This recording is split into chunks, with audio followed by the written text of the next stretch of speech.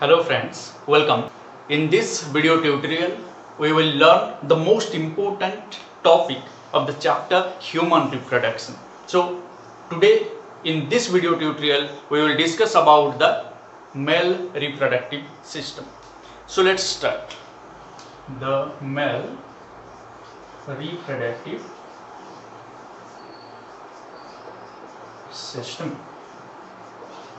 So we know that this is a very important topic on exam point of view, the male reproductive system, and it consists of different parts like the glands with their ducts and supporting structure. It consists of glands with ducts and supporting structures. So here I have the alias of human testis. So I will describe it, and while describing each and every part, I will also tell you the different characteristics and the function of different parts. Okay, so keep focusing on this video tutorial. Here the male reproductive system consists of different glands with their ducts and different supporting structure. So what are the glands? Let's discuss, and what are their supporting structures. Okay, so the first one is the glands. First one, we have different glands along with their ducts. So glands include a pair of testes along with ducts. They include a pair of testes. Okay, the first and the most important one is a pair of testes, then a pair of seminal vesicle, a pair of seminal vesicles. Third one is a pair of bulbourethral glands, a pair of bulbourethral glands, which are also known as the Cowper's glands. Okay, and we have one prostrate gland, one, not a pair. Okay, here it is single, one prostrate gland. So these are the different important glands which are present in the male reproductive system. The first one is pair of testes, pair of seminal vesicle, pair of bulbourethral glands or the Cowper's gland, and a single prostrate gland. So the duct of testes includes a pair of epididymis. So the ducts includes epididymis. It is present in pair. Then vas deferens.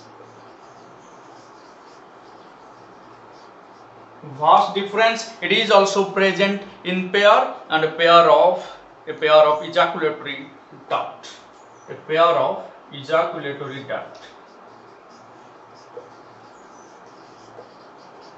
And with this, a single urethra is present. One urethra. Okay, so these are the important ducts, the ducts associated with these different glands: epididymis, vas deferens, ejaculatory duct, and a single urethra is present in the male reproductive system. So this is the overview. We have some supporting structures also. So what are the supporting structures? The first one is internal supporting structure, and the internal supporting structure is a pair of spermatic curds. The spermatic cord, here it is written, spermatic cord. It is also in pair. and the external supporting structure. External, I am writing here external supporting structures, or there are two external supporting structures, the scrotum or the pouch in which the testis is located, and the penis, the copulatory organ of male. So these are the two important external supporting structure, the scrotum and penis, and the internal supporting structure is the spermatic cord. And these are the different glands, and the glands are associated with different ducts, and the important ducts are epididymis, vas deferens, ejaculatory duct, and urethra. So we will discuss in detail about these now, starting from the structure of testis, the most important organ where the sperm is formed by the process of spermatogenesis, and it is stored there, it gets mature there in the testis, and it becomes motile and comes out during copulation. So let's discuss the most important gland of the male reproductive system, that is a pair of testes. Okay, so let me erase this. These are the important parts of the male reproductive system, starting from testis to the external genital organ or the external supporting organ, that is the penis. Okay, so now we will go in detail about the structure that is on the board, that is the structure of testis, different glands associated with it, and different ducts associated with the testis. So let's discuss testis now. So male gonads or testis begins their development high in abdominal cavity. They are the male gonads.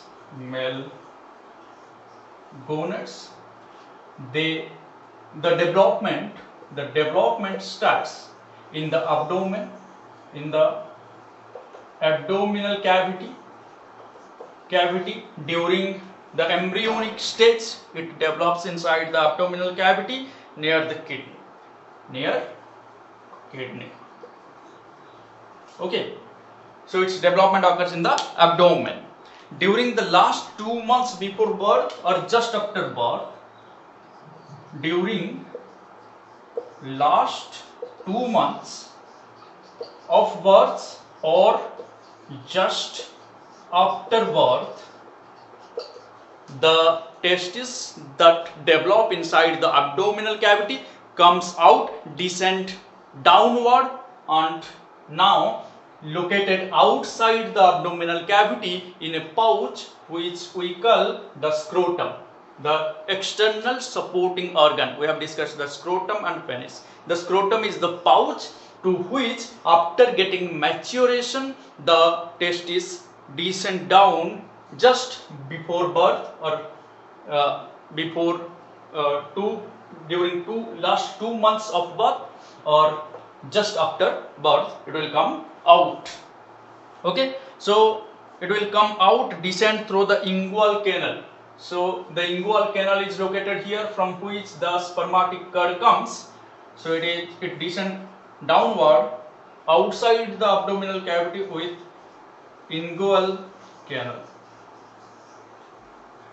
Okay, so through this inguinal canal, it descend from the abdominal cavity and comes outside, which is situated in the scrotum. Inguinal canal into the scrotum.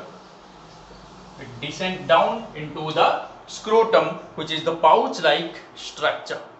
A pouch that present externally below the abdominal cavity, and it is located posterior to the penis. Its location is below abdominal cavity,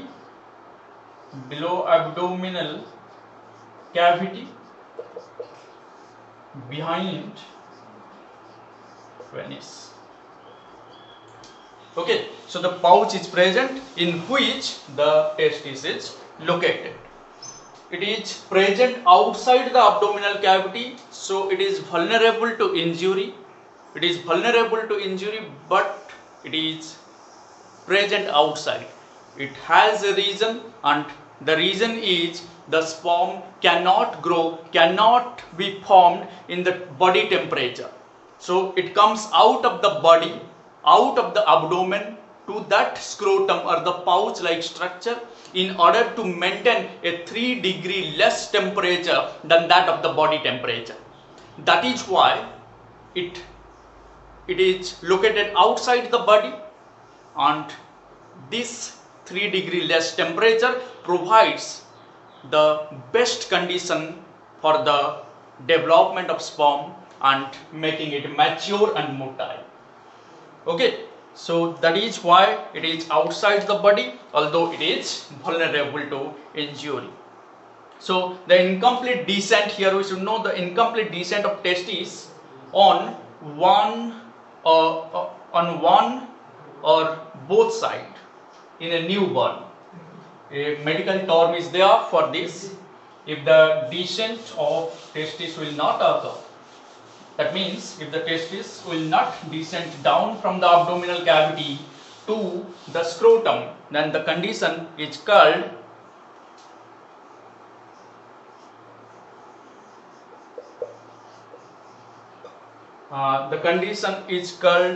cryptorchidism.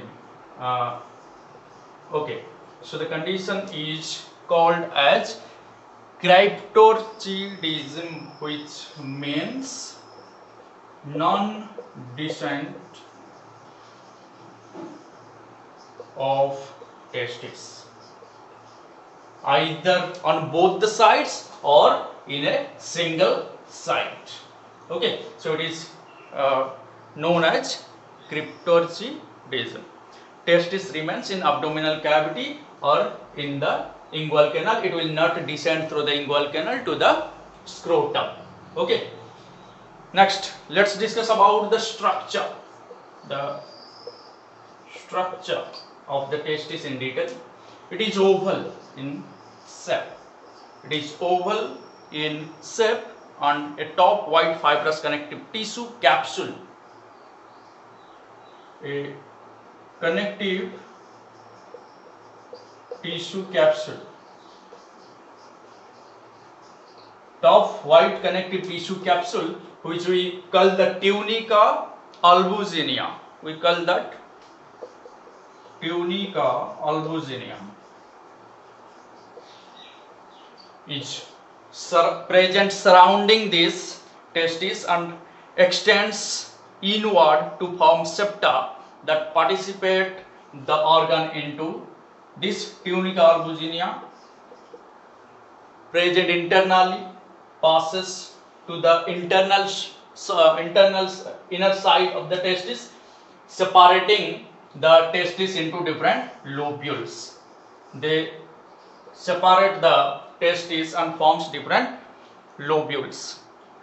Okay, there are about 250 lobules. How many lobules? 250 lobules are there in the testis. 250 lobules in the testis. Okay, so 250 in each testis. Each lobule contains 1 to 4. Each of these 250 lobules contain 1 to 4 highly coiled tubes, and they are known as the seminiferous tubule. Seminiferous tubules.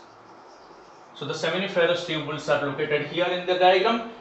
These highly coiled tubules present inside the testis. There are around 250 lobules in a testis. So these are the different lobules. So there are many lobules like this.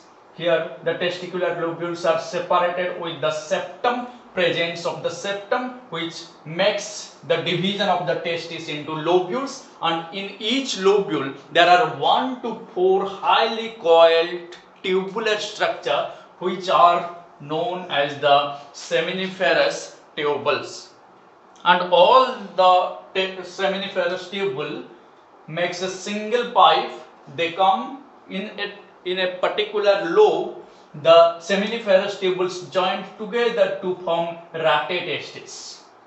Okay, so they join together and form a straight tubule which leads to rate testis. So seminiferous tubules unites to form rate testis, which leads to ductals called vasa efferentia.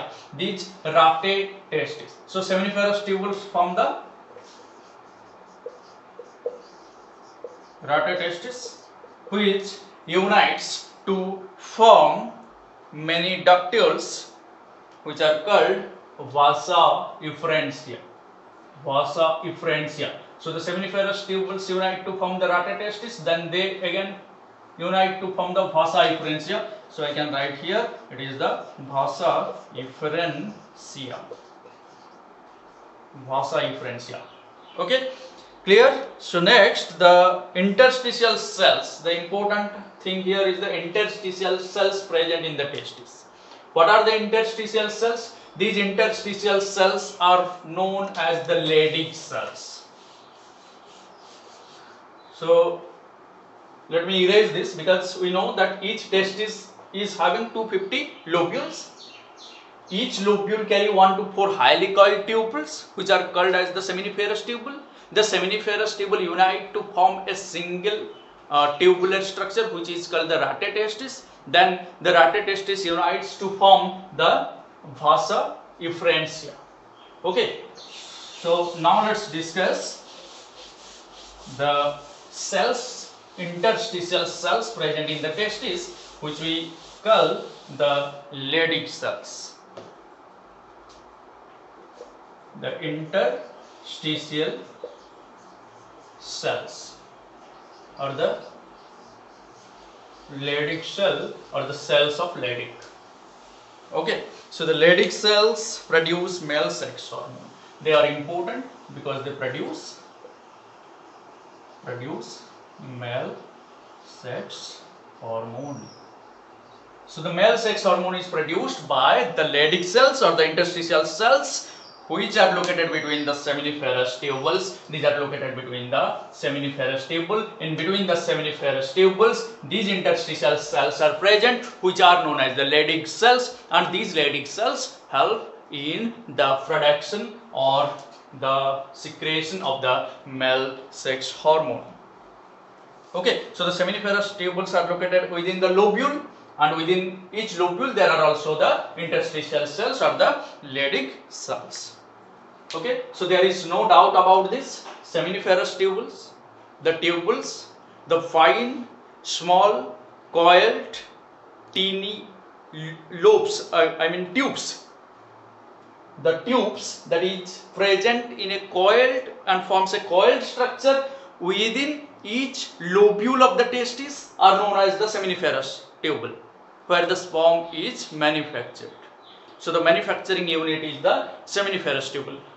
The seminiferous tubules unite to form rate testis. Rate testis unite to form vasa efferentia. Within the seminiferous tubules, there are interstitial cells that are known as the Leydig cells, which helps in the secretion of the male sex hormone.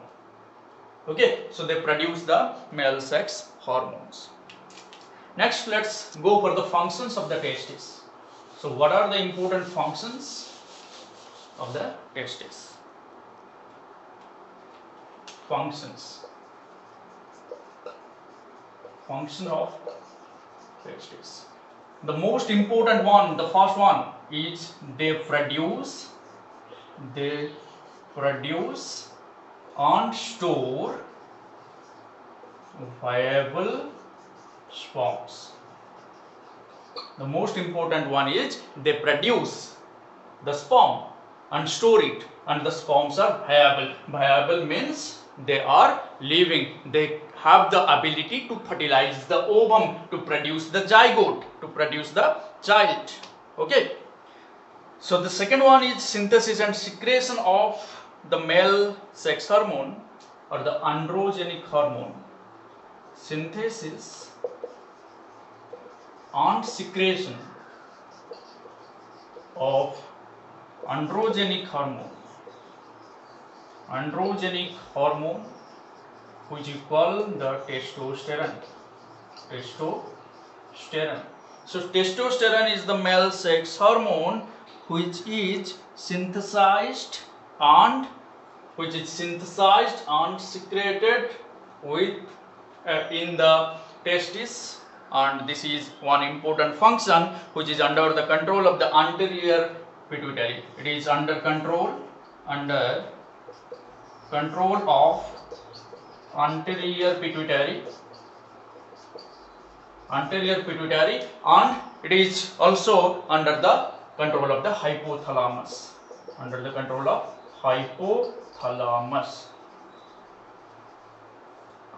Anterior pituitary, which is under the control of hypothalamus, and it controls the release or synthesis and secretion of the male sex hormone or the androgenic hormone which we call the testosterone.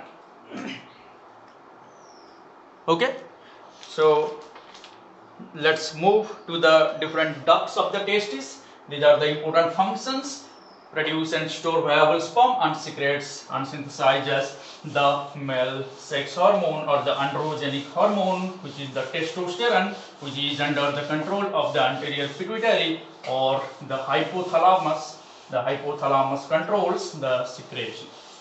So what are the ducts of testis? What are the different ducts? So we have already discussed some of them in this diagram. So let's discuss the ducts. And before that, let's know what is Sertoli cells. Sertoli cells. So Sertoli cells secretes fluid. It secretes the fluid, and this fluid that is secreted by the Sertoli cells generate a pressure. It will generate pressure which pushes the sperm, which pushes the sperm and fluid along, and the fluid present with the sperm along the lumen of seminiferous tubule, and then into series of various small tubules, and very short ducts are called straight tubules, through which it travels through the rhatotestis to the vasa efferentia, then the epididymis, then vas deferens, and finally goes through the spermatic cord to the urethra. Okay, so first we will discuss about the epididymis. So it is the main part where many small tubules form a network like structure. So the epididymis, the head is here near the vas efferentia, and this is the tail. So the epididymis is a very important, and the most of the part is occupied by the epididymis, and it has a very important role also. So let's discuss epididymis, which is a comma-shaped structure. Epididymis. Okay. So this is a comma-shaped 4 centimeter long structure. 4 centimeter long. It is 4 centimeter long structure. It is present at the posterior border of the testis. If we will take the testis and the posterior border, if this is the testis, at the posterior border it is present like this, covering the testis in one side. Okay, so it is present in the posterior border of the testis. It is the site of sperm maturation. Sperm maturation occurs here. It is the site of the maturation of sperm. As I have told you, the sperm is formed in the seminiferous tubule, and after its formation it comes out through the vasa efferentia to the epididymis, where the sperm gets matured.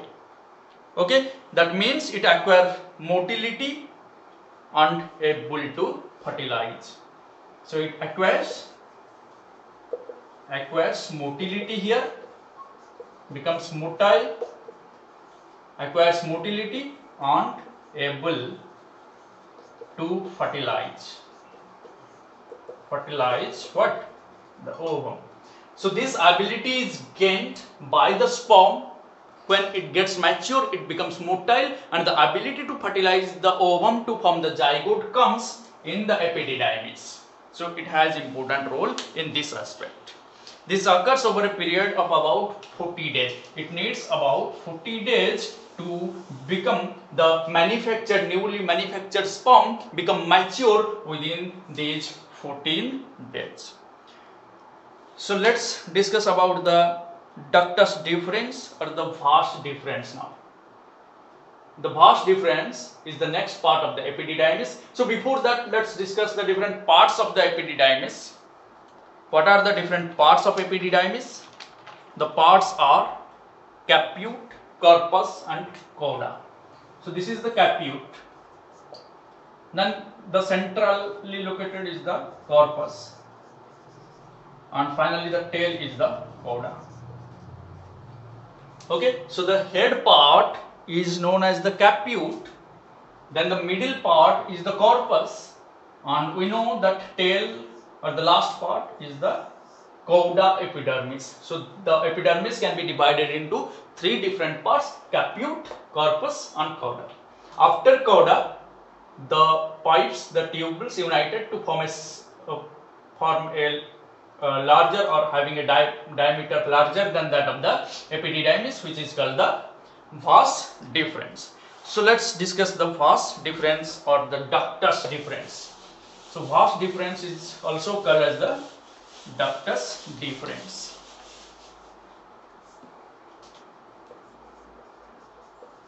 Ductus deferens.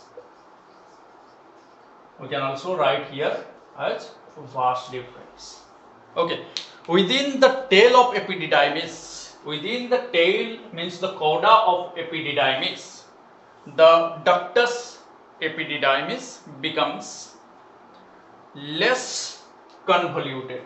It becomes less convoluted. In the epididymis, it is more coiled or more convoluted. But when it comes to the caudal region, it becomes minimized. Okay, and its diameter increases. I have told you the diameter of the vas deferens is more. So in the cauda region, the epididymis is having a larger diameter than that of the corpus and caput. So here the larger diameter, and now in the vas deferens it will be more larger. So the diameter increases. Beyond this point, the duct is now known as the ductus deferens or the vas deferens. Okay, when the diameter increased and the epididymis now become less coiled. So the dilated terminal portion of ductus deferens is ampulla. So the ampulla is the dilated terminal portion of the ductus deferens. It is known as the ampulla. In the biological word, all the part of a single, if you will discuss about a single structure, the wider part of that structure is known as the ampulla. Okay, so ductus deferens conveys sperm during sexual excitement from epididymis towards the urethra.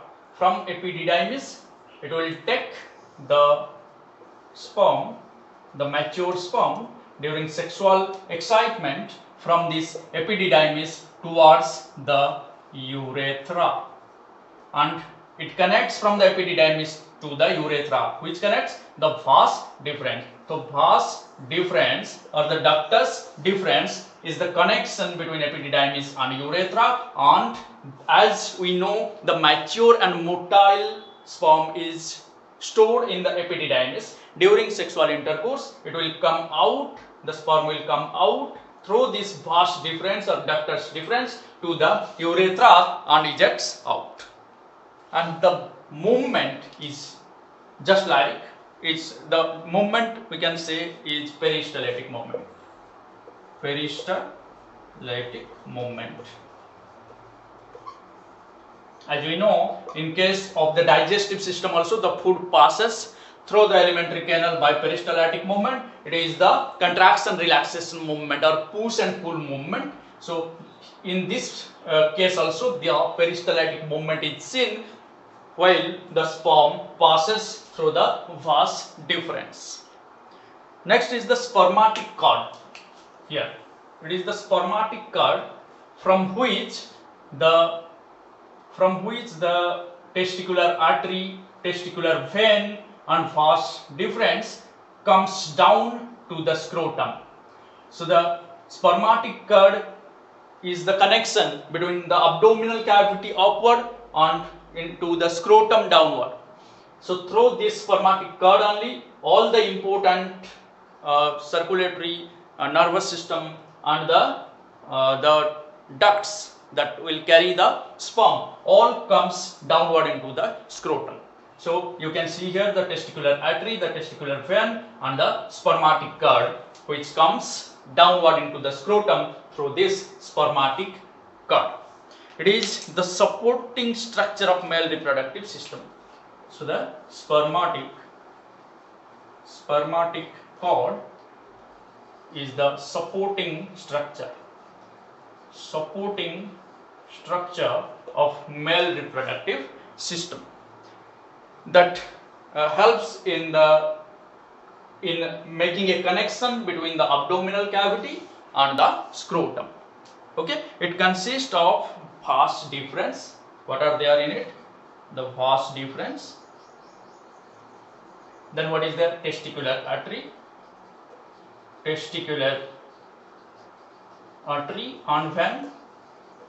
Okay, vas deferens, testicular artery, vein and also the supply of nerve, that is the autonomic nerves and lymphatic vessels. Autonomic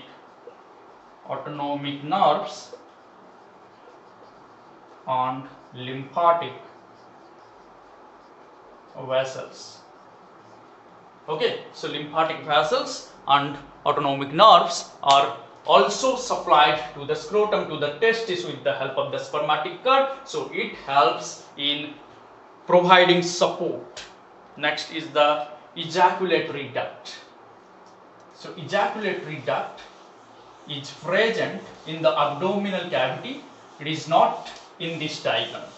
So the ejaculatory duct is connected with this vas deferens. So the vas deferens open to the ejaculatory duct. It is a very small duct. It is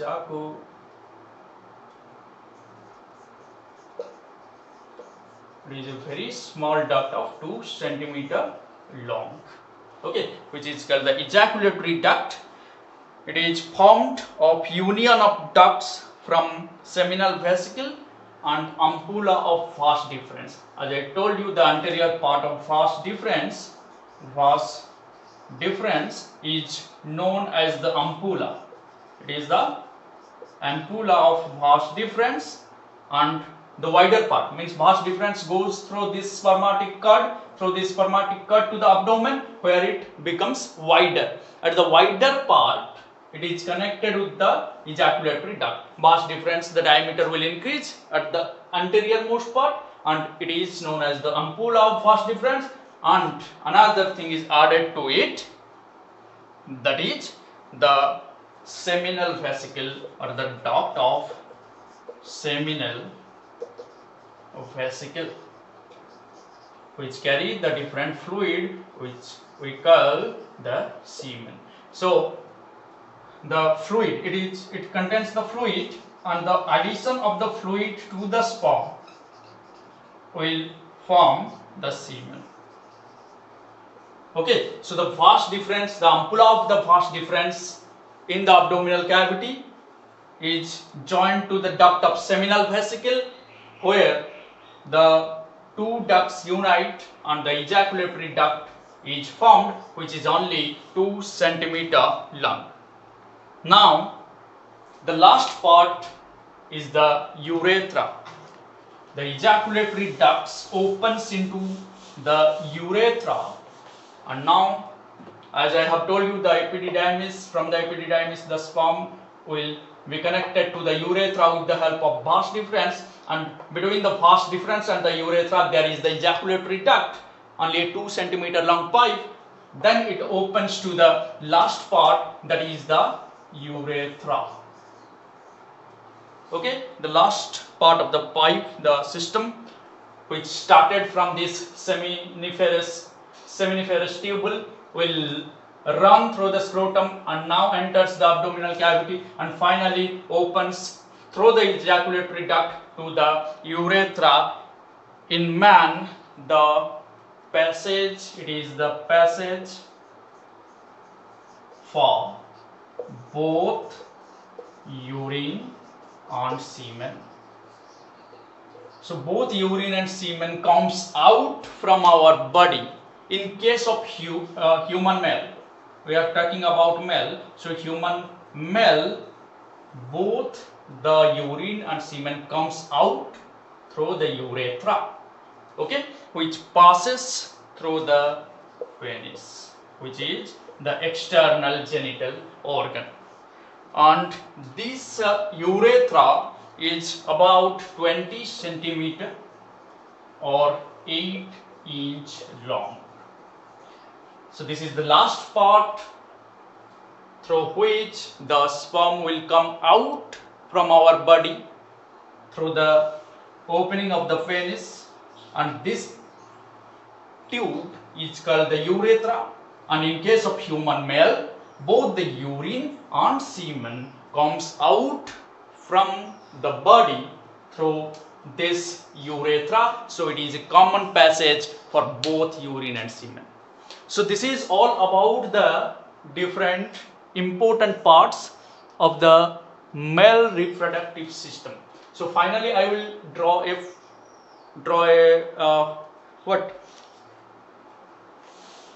flow chart like structure, so that we can easily learn how the sperm comes from the testis, what is the way. So it is manufactured in the seminiferous tubule.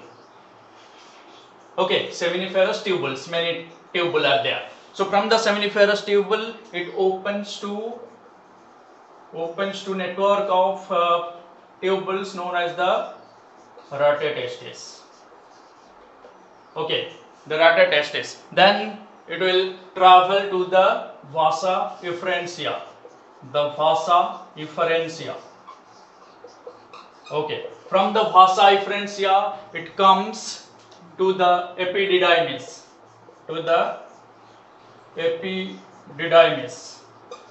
Okay, from the epididymis, it will go from the head part or the caput, then corpus, then cauda. Okay, it is all the part of the epididymis, the caput or head first, then corpus or middle part, and cauda or the tail part or the last part. From the epididymis, it will go to the vas deferens. Okay, from the vas deferens, through the ampulla of vas deferens, it is connected to the wider part of the vas deferens, that is the ampulla. Then it is connected with the ejaculatory